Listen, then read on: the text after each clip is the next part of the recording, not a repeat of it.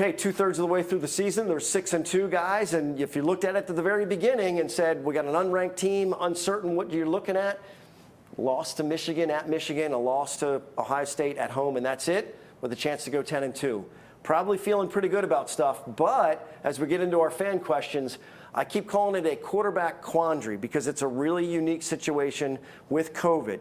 Remember, Sean Clifford, technically, in every other era, is already gone. Yep. He's already gone. There's no issue.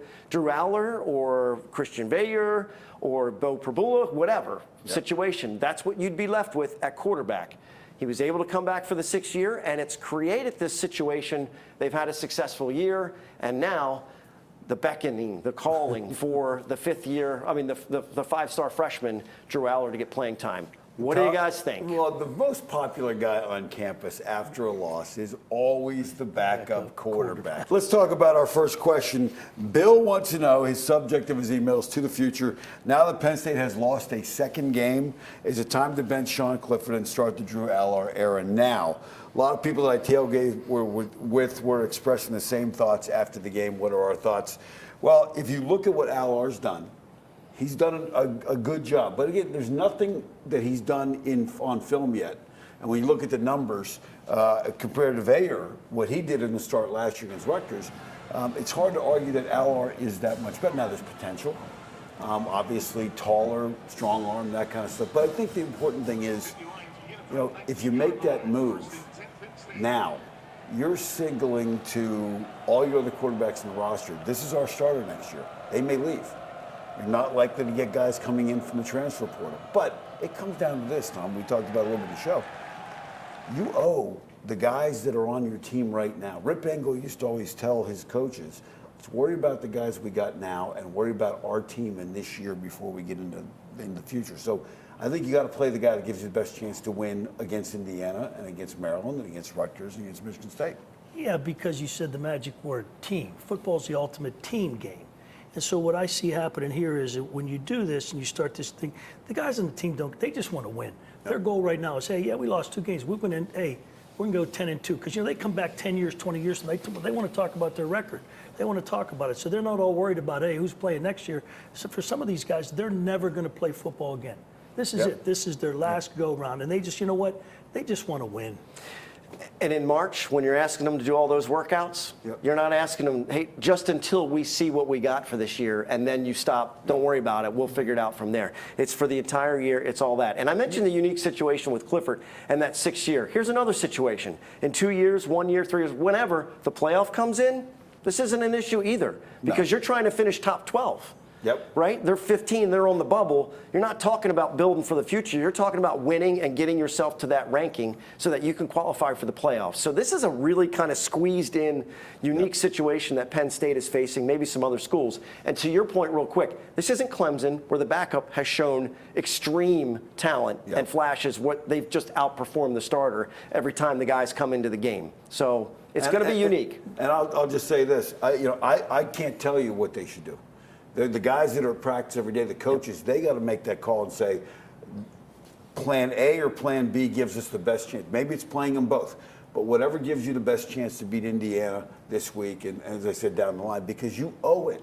When you're trying to build a program long term, these guys are the ones that come back, they sell your program. If you immediately turn the page and say, we don't care about this year, that's this isn't Major League Baseball where it's the trade deadline and you go, oh, you know what, we're building for next year. Final point, and you can speak to this too, right? As quarterbacks, you see him defensively. C.J. Stroud, 0 snaps as a true freshman. Yep. Is it going to kill their development that he doesn't, he's already had the kind of pass, he's going to get more work. He's going to get more work than almost all these other guys that are of national prominence. I don't think it kills your development, okay? It's great you get him in the game. I understand getting him in the game when you can, when it's applicable. To me, I don't think it's going to do that. The one thing you make this switch, if you want to play games there, you may lose other guys on this team. It's not just about the quarterback. As I said, football is a team, the ultimate team game. Really just a fascinating situation, Coach Franklin and the staff. And I think you're going to see more Aller, and if he performs well, you'll see even more of Drew Aller. I mean, the key is to win the game, and if they can accomplish both things, great. Maybe That's a wonderful maybe they thing. give them packages. Right. Maybe they do certain things. Hey, we're going to bring them in here for this situation. You're going to handle this, and that's applicable Yeah. too. We could And talk you're- about it all day. I No tell you. question. And you're a little bit little different offensively with him because he doesn't give you the mobility that Clifford does. But anyway, Okay, let's so go that's to our first next question. one. Whew, that's Because- a lot of meat on that bone, right? No You could talk question. about that But for like speaking go to of two. which, Go. okay, Cody, his subject is Ohio QBs at our tailgate. Apparently, these people are doing a lot of tailgating after the game.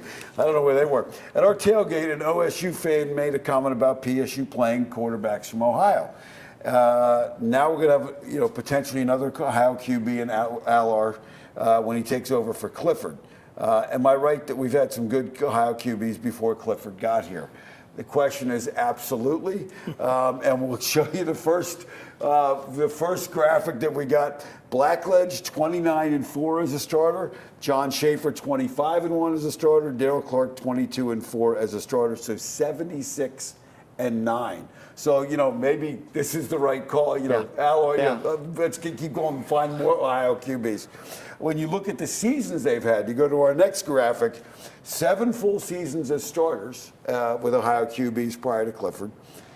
2 national titles, 7 Lambert trophies, which was the trophy that went to the top team in the East before we got in the Big Ten.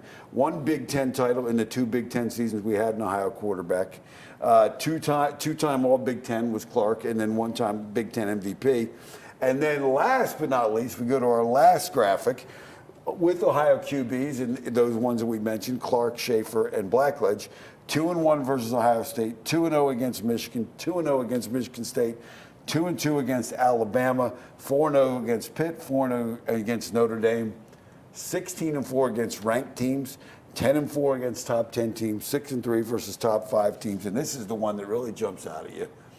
3-0 against top ranked teams, Pitt, Miami, and Georgia. So the Ohio QBs might be a good thing. Which is really the statistic, the ranked teams that Sean's lagged behind with, and I think that's where people have the problem. Well, he brought back some quick memory yeah. with those 3. Yeah. That's amazing. I'm going back to my mind. I saw the question. I go, I really thought, I knew those guys, but I didn't realize how good the numbers were. So Yeah. So let's get some more Ohio QBs. Yeah, missed out on a Pennsylvania wide receiver, no big deal. We got an Ohio quarterback throwing to the rest of the guys. So exactly. Okay. All right, we got an Okay. issue at the big house. Okay, Declan. Oh, good Irishman, I guess. Declan wants to know, probably a Notre Dame fan. Declan wants to know about the Michigan Tunnel. I've always thought about Michigan and Michigan fans being kind of arrogant. I'm not sure what that has to do with the tunnel, but Slid that one in there, He Declan. slid that in there. Now this tunnel thing is happening. You guys have been there. Can you explain the tunnel in Michigan? Well, Tom, you've been at it, but let's start with Penn State's tunnel. I think when I talk to other coaches, no doubt we have the best situation. So take a look at this photo, and you see one tunnel is circled, another tunnel you can't see. It's kind of blocked by the scoreboard there. But from our sideline, we make a left, and we go out our tunnel. From the visitor sideline, they make a left, and they go out the tunnel, and never shall the two meet. So that's easy, right, Tom? That's very easy. That's easy. So now let's go to Ohio Stadium. Ohio Stadium, 2 tunnels. Okay, and they're both in the open end of what used to be the open end of the horseshoe. So take a look at the picture. And on the right, as you look at it, is where the visitors are, or the home team is. On the left is where the visitors are, and then the tunnels are on opposite sides. So you have a little bit of an issue where you have to cross at halftime, a little bit of a traffic issue, but they do a nice job of kind of keeping everybody separated. Now let's get to the big house, okay? The big house, if you look at the diagram, you can see there's one tunnel. There's 2 team areas, obviously, home and visitor. Now, the visitor is on the left there as you look at it. So all the visiting team has to do is turn around and go up the tunnel, and they've got 160 feet, which is the width of a football field. They've got as a head start. So if they go up the tunnel and just make the left to their locker room at the top of the tunnel and shut their mouth, should not be any issues. But you just got to get your team in and go, and then the next team comes up and they go to the right. So something happened there, whatever. Now, there's been discussion of they need a new tunnel. They don't need a new tunnel. You just get your team in, you go, and you shut your mouth and whatever. Now, why is Michigan Stadium like that? Well, let's go to the next slide. The Yale Bowl. Michigan Stadium was designed as a copy of the Yale Bowl. And by the way, Todd, the Michigan helmet was brought from Princeton. So two of their biggest traditions they stole. So we're really Michigan bashing That's today. Wolverines, I tell you. Thievery. That's yeah, right. That's right. And so when you go in Yale Stadium, same exact thing. One tunnel. Visiting team goes up. They go to their locker room. The visitor, or excuse me, and the home team goes and they go up behind them. So it's not a big deal. The key is do your talking, make your plays on the field when the game's going on. Not a big deal at halftime. After the game is when there's a lot of mingling going on. Where they're talking to each other. Players But you still get nowadays your talk team. to each other a little bit more after games, that type of stuff. So that's where you saw the intermixing of the players from different jerseys, that kind of stuff. Yep. I guess the Michigan guy that went up there felt like even if he chirped, they're not going to do anything, and it got out of hand. And it's getting a little crazy for sure. And Spartans are shorthanded.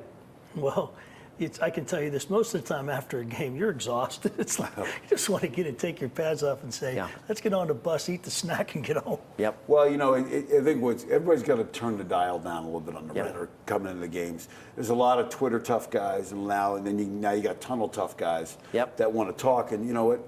If you got that much energy left and you want to talk and chirp again, you should have done it on the field, because the two things in common to these two incidents is the visiting team. Michigan just imposed their will physically on both those teams, and that may be kind of what drove some of the Three, anger. because Ohio State and Michigan did the same thing last year, and Michigan took it to them too. Okay, that's our bonus segment. Got to roll. I think we're hitting about that 10 to 12 minute sweet spot to give them a little bit of extra. Thanks for the diagrams and the history lesson. It's always a lot of fun. Thanks for tuning in for our bonus content with Nittany Game Week.